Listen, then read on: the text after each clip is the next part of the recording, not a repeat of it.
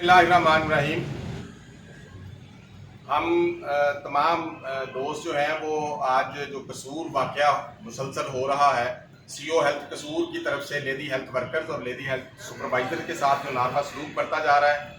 और जो उनके बारे में वो गलत लैंग्वेज यूज़ करते हैं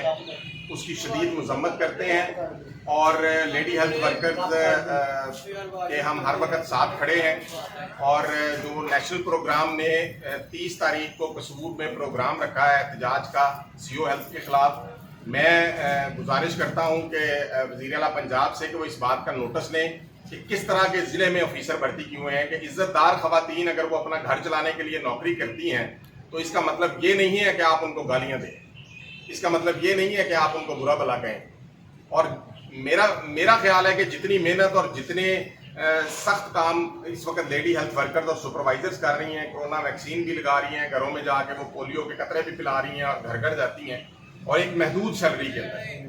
तो इस का मतलब बिल्कुल ये नहीं है कि आप उनके साथ जुल्म करें और आप सीओ हेल्थ कसूर को फौरी तौर पर अपने ओहदे से बरतरफ किया जाए और डीसी ने जो वादा किया था, डीसी कसूर ने, उस पर फौरी अमल दरामद किया जाए। वरना जो नेशनल प्रोग्राम की लेडी हेल्थ वर्कर्स का एहतजाजी प्रोग्राम है उसमें हम पंजाब कंप्यूटर टीचर एसोसिएशन और पंजाब टीचर यूनियन के प्लेटफॉर्म से भरपूर शिरकत करेंगे और तमाम साथी हम उनके साथ खड़े होंगे। और जिस हद तक भी हमें अगर लाहौर में यहाँ सेक्रेटरी हेल्थ के दफ्तर के बाहर या प्रोग्राम डायरेक्टर के दफ्तर के बाहर भी एहतजाज करना पड़ा कसूर के बाद तो वो भी करेंगे और उसको इस तरह के सीओ हेल्थ को फौरी तौर पर ओहदे से बरतरफ करने के साथ साथ उस पर पाबंदी लगाई जाए कि आइंदा वो किसी एडमिनिस्ट्रेटिव पोस्ट पे काम करे।